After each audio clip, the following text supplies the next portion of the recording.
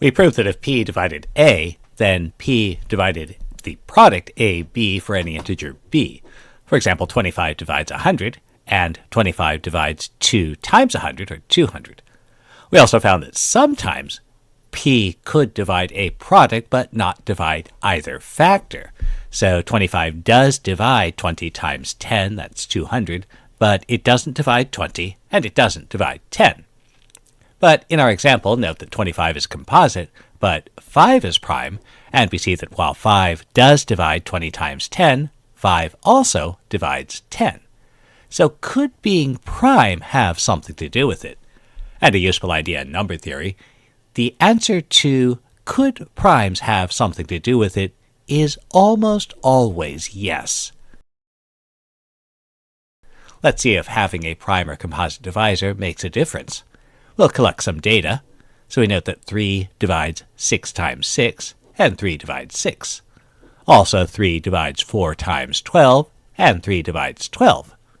But 4 divides 2 times 10, while 4 does not divide 2, and 4 does not divide 10.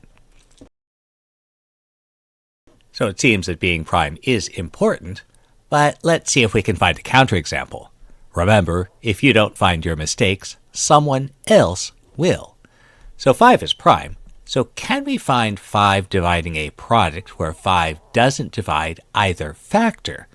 We have 5 divides 100, so let's write 100 as a product where 5 doesn't divide the first factor.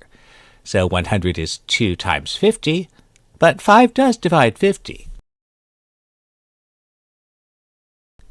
And 100 is 4 times 25, but 5 divides 25.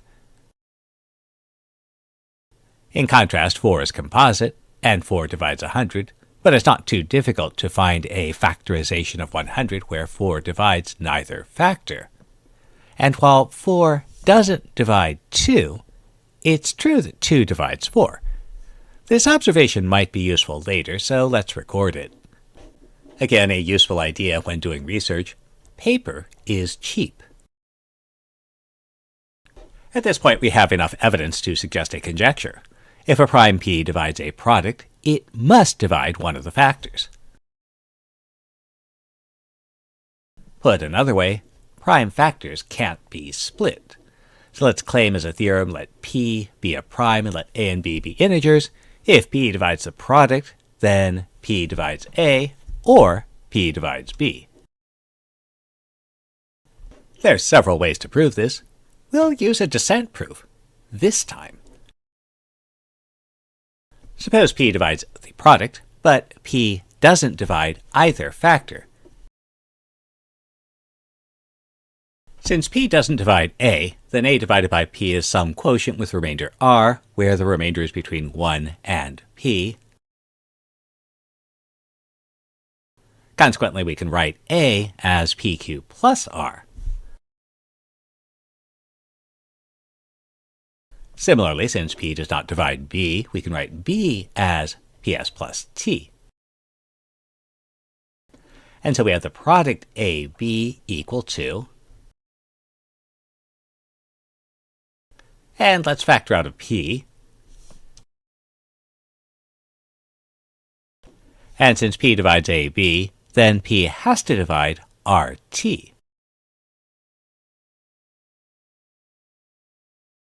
So kp is rt, and we note that k has to be greater than 1, since otherwise we'd have a prime equal to a product, where, remember, r and t both have to be less than p, so this contradicts our assumption that p is prime.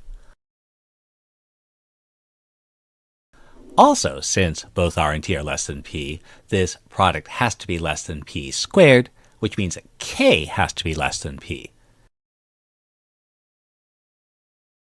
So k is either a prime less than p, or has a prime factorization whose factors are all less than p.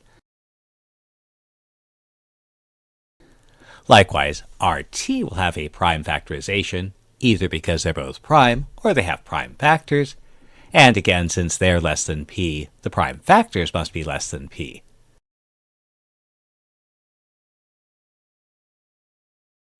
Suppose p prime is a prime factor of the product. then P prime has to divide Kp. And since P is prime, P prime can't divide P.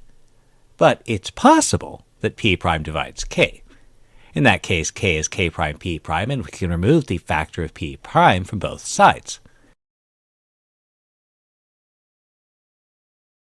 In this way, we'll remove all prime factors of Rt that divide K, giving us where no prime factor of R prime T divides P or K prime. And note that K prime has to be greater than 1 again, because otherwise P could be expressed as a product of smaller numbers. Moreover, R prime T prime must be the product of at least 2 primes. Otherwise, we'd either have K prime P equals 1, which is impossible, or K prime P equals P star, where P star is prime, which is also impossible because, again, we'll have a factorization of a prime. So R prime T prime includes at least 2 prime factors. Let P prime be a prime factor of K prime. Then P prime divides R prime T prime. Then P prime has to be less than P, since K prime is less than K, which is less than P, so all their prime factors must be less than P. P prime can't divide P by the fact that P is prime, and P prime can't divide R prime or T prime since our construction removed all such primes.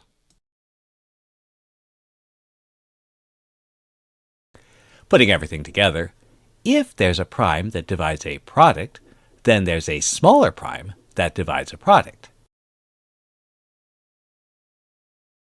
But by the same logic, we can find an even smaller prime that divides another product, and so on, and this begins our descent. Technically, this is enough since it gives us a descending sequence of prime whole numbers which can't exist. But let's give a second reason why this sequence can't exist. If we keep finding smaller and smaller primes, we'll eventually arrive at the prime 2, which, by our descent step, must divide some product mn, where 2 doesn't divide either factor. So 2 divides the product of the remainders when m and n are divided by 2. But those remainders are either both 1, in which case we have to have 2 divides 1, which is impossible, or include at least 1 0, in which case one of the factors is even and divisible by 2. Consequently, if a prime divides a product, it must divide at least one factor.